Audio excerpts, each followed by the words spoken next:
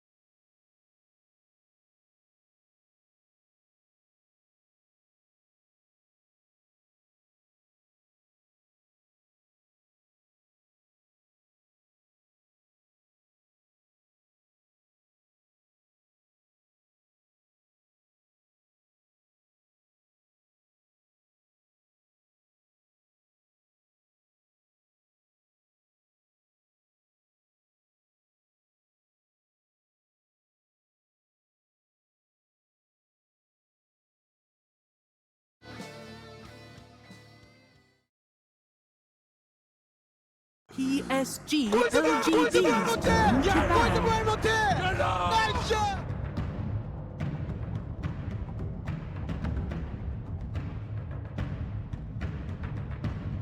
Radiant's turn to ban.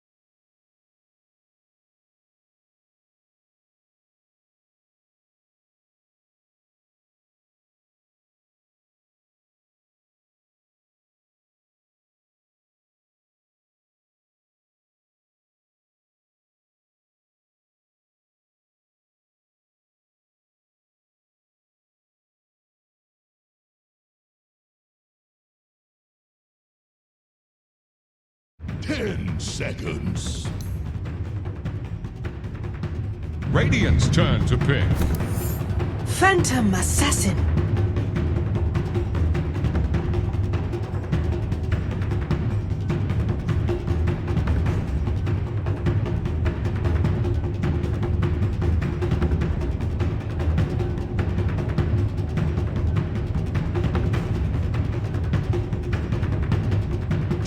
Seconds. 5 seconds remaining.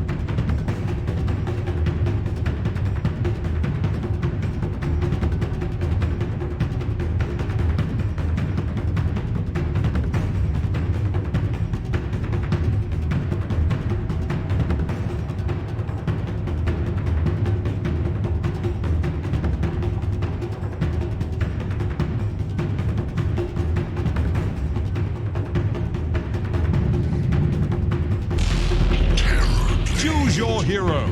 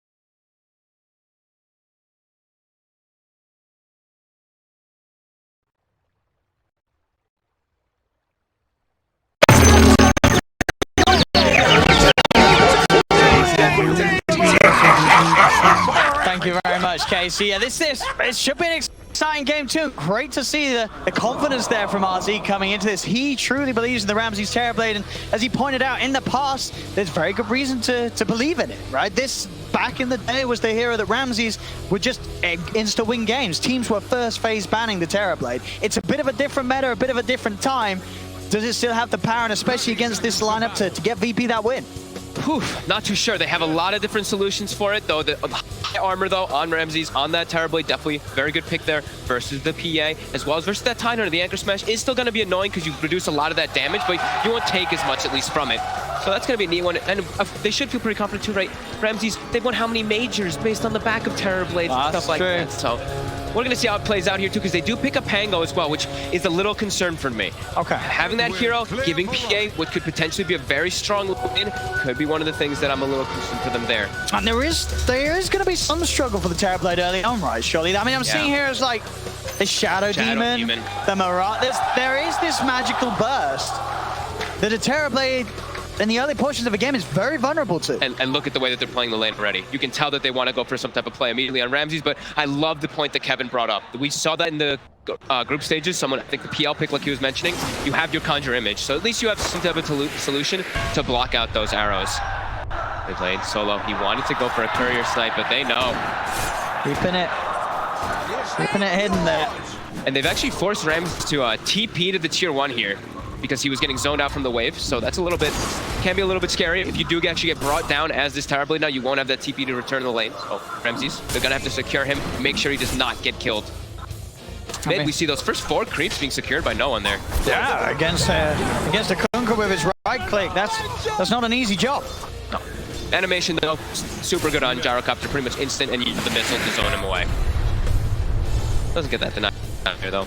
But overall, Kunkka versus that Gyrocopter, we've seen, I remember it was Team Secret, right? Last year, they loved it. Before it was nerfed, of course, with that Tidebringer, but overall, the way that does the interaction of Rum versus Black Cannon versus Gyrocopter overall is very strong. Able to pretty much counteract the entire flak, and then your team can go for a fight when Gyro doesn't have it if you get the Rum off during it. We heard obviously the confidence of RZ, but I think you look at the other side, that 5th pick PA, that just radiances there's a confidence from PSG LGD. You're picking this PA, a hero that is pretty squishy. There's a lot of magical burst against. But I think you're saying, well, we have got the Kunkka with the Rum, and we have got X-Nova with the Disruption. We can afford to play this hyper-aggressive sort of glass cannon carry because of our lineup and because of how strong it is. It's like they've got the double save, and then they also have it's like a BKB timing. Sure, in these type of parts of the game, he'll be a little weak. Arrow just off the mark. But once he gets BKB, he's going to reign supreme, right? Who's the only one he really has to worry about when he has BKB is just the Terrorblade. Very fire time, one saving. PP. They're able to get in on the middle with Solo coming forward with that stun. His first blood is secured, and no one will be given that edge that he was already getting in the CS, as you say. He's playing this matchup perfectly. This was one of the heroes that we've said a long time ago also, that VP, they were one of the first ones to really start bringing the mid Gyrocopter when they were running with Roger Earthshaker. When they first brought Roger along, they played this matchup so many times, just having that Gyro being very aggressive in the mid lane. So 15-3 start, also the Pango, 15-4 start. Very impressive already for VP. As also, no, X-Nova. Oh, down. Solo.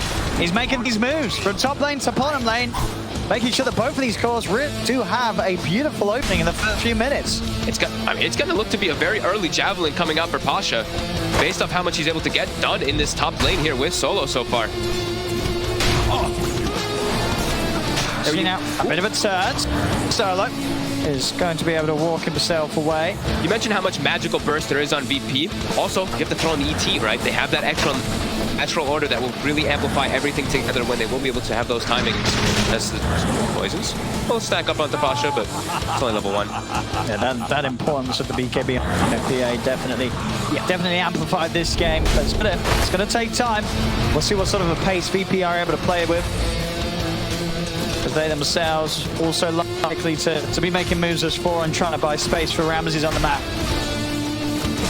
As their other 4 heroes can definitely afford to make aggressive plays. Bottom. And they go with the Star Storm. Off the mark again. Burst low and indeed FY. Maybe watching a few too many BSJ streams. I'm joking, right? I love it. He skills leap. He's going for the triple leap. He wants Ultra. He gets right there. He's watching BSJ streams. FY. There we go. Compliment for you as well, bro. Is Brian play Mirana? I mean, I wouldn't call it a play. Come on. What'd he do to you? See bottom. And here's the meta for a bit of show on Chalice. He's tied. Can walk it up. Wise. No leap. Well, in fact, Solo got the setup with the Hex, Roger with the stomp. Solo, he's on a killing spree. This Lion.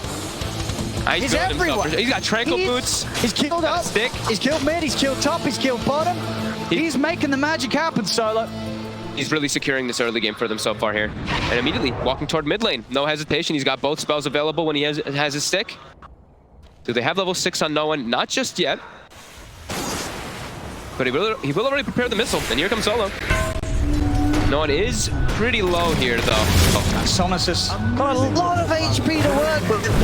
With a drag back. Nice X. Current is going to be missed due to that disable from Solo, throwing the combo off top lane. Arme and X-Nova be able to push over toward the rune spot and claim Pasha's life. whilst he's left alone and Solo's trying to help out mid. Yeah, he was left alone for quite a while and was still doing pretty well in those last hits, so they dive forward and really make sure that they can Pasha out of there. As it looks like Somnus actually might hit level 6 before no one does in that mid lane. Has fully recovered, a couple last hits behind, but still just fine in that matchup. Arrow immediately onto that catapult, so that push. He didn't miss that one. That time he didn't miss. Yeah, sometimes we see like the push come out.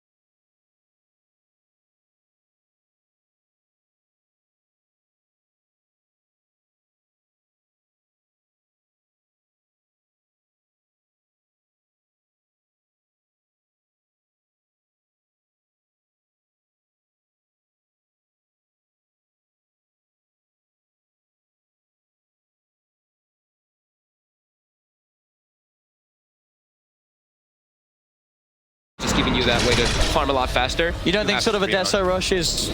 It's just too risky nowadays, one bad fight and you're not coming back into it again? I think versus a hero like Terrorblade, it's not worth it. Versus the other four, sure, but TV has such high natural armor.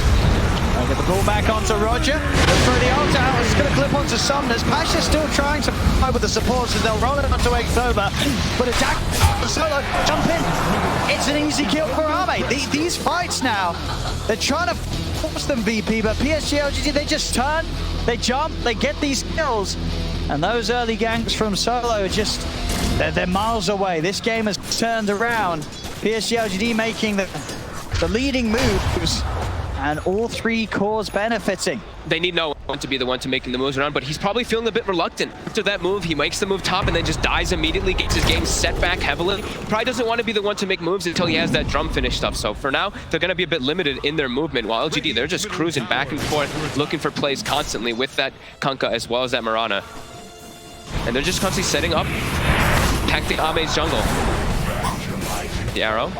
Not being thrown out here. Now it's gonna get close. He's gonna get hit. Good juice to Solo, but still taking a lot of damage. FY! He tries to turn the finger FY! Oh, FY! Why? I mean, he wanted it. He did. I mean, he got the finger. And that's a finger buff for Solo. Overconfidence. Probably not expecting everybody else to be there, but still. Yeah, himself for sure. Probably, maybe not even getting the kill. Solo's still pretty tanky with this, like Tranquil Boots as well as his Bracer. Like this is a line who's gotten a lot done in the early game, like you mentioned. He kind of is the 4th position already at this point for his team. That being said, frontline for VP, a little bit concerned for them, right? You look at their heroes and they're fairly squishy on their draft. It's what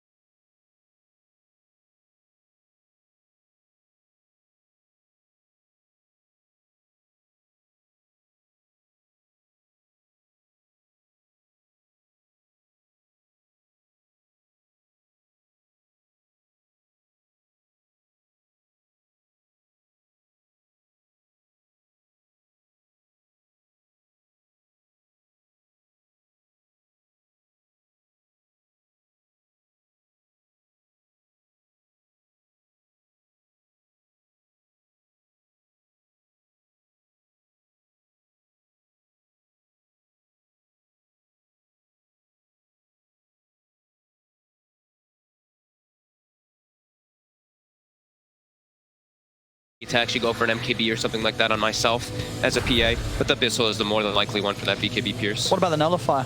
His Nullifier could also have its argument, yeah. That's a good one. There's a lot of different varieties that he can go for. Yeah.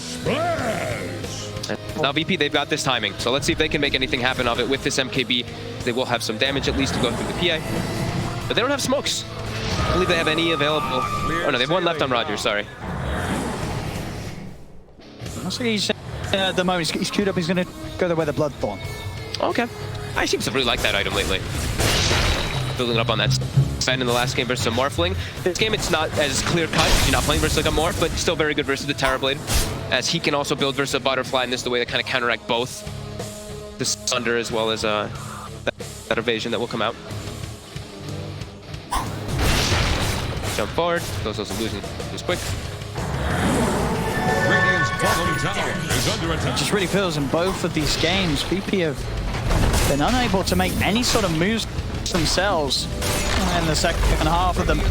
This game, goes on 35 minutes in. It's just been pretty much nothing from VP offensively. They're just trying to get their farm to a point where they can have a chance of defending their base. But their base is getting chunked down already. Losing another tier 3. PSG LGD. They'll just continue. They're going to do the X. Quickly bring him back. Getting some tower damage as well. Arrow to scout. How would you start this fight at VP? They don't have the natural forms of initiation. Pasha wants to, but like we said, he hasn't built any armor items. He has the Vlad's at least finished up, but Ramsey's fairly squishy. Ramsey's gonna get arrowed here. As he stands there.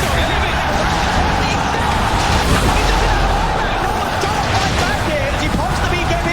Ame himself also has the BKB. And he jumps over. Solo's got his one. Ramsey. It was AFK. That might be the game. And he can't buy back. He just stood there and took FY's arrow to the face. The drafting panel was concerned that there were no saves in this draft. I mean, he just gets out. And nice. That's Terrorblade that spent 36 minutes farming for that. He spent the whole game farming, and he gets hit by one arrow, and all that fight was for nothing. And they're just going to keep diving forward here. Pasha, X'd up. He's arrowed, and he's brought down. That just might be it. But he's going to try to commit forward. But he does no damage. And they're coming. No damage. As LGD, they've really come into this first series of the Ti9 main event with all guns blazing. Solo will jump in. The hook goes down to Pasha, trying to offer some sort of damage out. They pull back on no one. They're on top of this. Alstana with the spitter, they do kill off the Kunkka. They get one, they need so much more from this VP. They'll find Chalice as well. They will manage to hold on, but their base has been torn apart. Bottom rack's gone, mid rack's gone. Only that range rack's in the top lane still standing. Completely in shambles after all that. Such a big deficit, and how much gold did they all just pick up there on the side of LGD? Like, everybody's finishing up their next item. He's ready for a bit of fun. He's got the rapier. He knows that this is in the bag.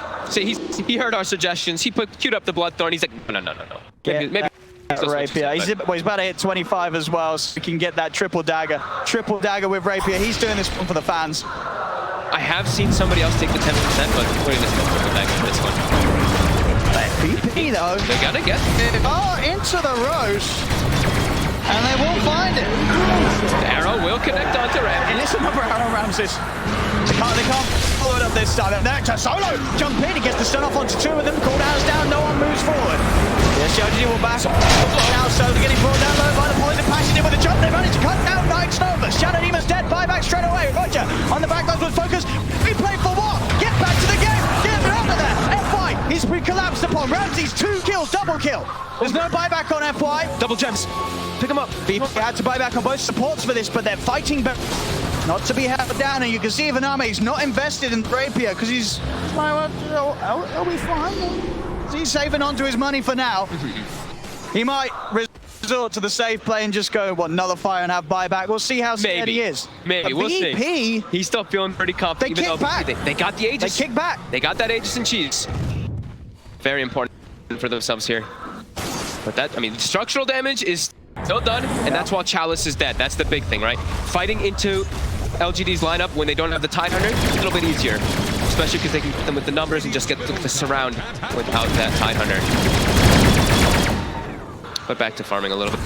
Is Armand gonna do it? He's saving on some money. Obviously, there's not really too much point. I guess it's farm that the buyback is still worth it, even if he loses a rapier. Oh, no, he's going in. He's going in. He's got the rapier. He's got buyback available. Now, this is exciting because if he loses that rapier, this game could really turn. That could if be he loses it. It could be a threat. We'll see. I mean, they're feeling very confident, LGD, but there is that chance that if Armand loses the rapier, it ends up in the hands of no one. You never know. Or in the hands of Ramses, too. Either one of them. You never know. But at the same time, if Chalice just gets a good ravage, yeah, there'll be more than enough time for him to jump from target to target. It's level 25 PA with the triple daggers.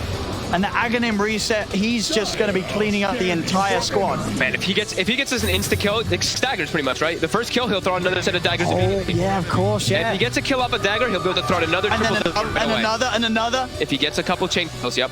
And now he gets an arcane rune as well. So 4.2 second cooldown on dagger. Hey, Korea. It's got an Eagle song on. Whoop, whoop. Oh, that's looking pretty dead. That is very dead. Oh, that is an Eagle song on. That would have been Ramses. Very close to having a butterfly. Who won't have buyback either. He has the Aegis for himself, but if he does die twice, no buyback. And they're already starting to poke and prod. I mean, it's testament to how tanky he is. You sort of just get hit by a dagger from a PA with a rapier. Well, obviously wasn't a crit. Doesn't hurt him that much. He's got a lot of armor. There's a lot of negative armor, though. I see, like, the Solar Crush, they even picked Gush Talent as well, I believe. Oh, no, he didn't. That was the last game, sorry. He didn't take the Gush Talent this time, but still, with Solar Crush as well as that Desolator, still a lot of magic, physical armor reduction to pierce through. But yeah, 37 armor on TB. And it looks like PSG LGD still playing a little bit safe here, even though, I say safe, a little bit safe on the fact that the Aegis and the Cheese are on VP Sands. Not enough of them. As, a DD rune. Having passed that 40-minute mark, we're going to be seeing DDs aplenty. Here we go. Give him the bottle. Give him the rune. Oh, yeah. Oh, crowd knows that this rune, this bottle double damage. He's already critting for 2,600 right now. Times that by 2. It's not how that works. It's not how that works. Not good, because I wasn't ready to do the math, so that's fine. That's without the Deso put in as well. So it's 2,600.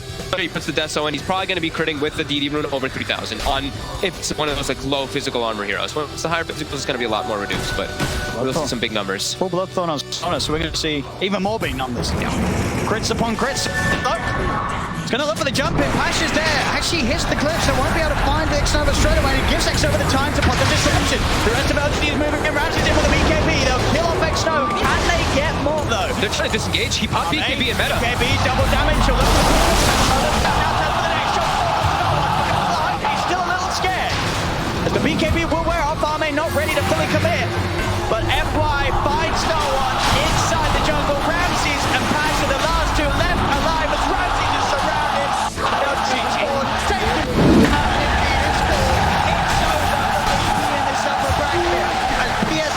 Take game 2, they take the whole series, and it didn't look close. This was LGD on another level. VP did not seem prepared. No, PSG LGD in this series, I mean, they just seem to have their number. This Tidehunter just proving to be such a problem for VP. Even they were able to get their farm out throughout the game. One pick-off. They get one pick-off after Ramses, and they lose their entire base pretty much. And we saw sort of signs of this from VP in the group stage. They had some series that just looked absolutely atrocious, where both games back-to-back, they were struggling to find any sort of momentum. And here on the main stage, those sort of problems, they still lie with the team. Yeah, definitely just hitting a bit of a brick wall of LGD with this draft. Just a super comfortable one, and a last pick PA just working out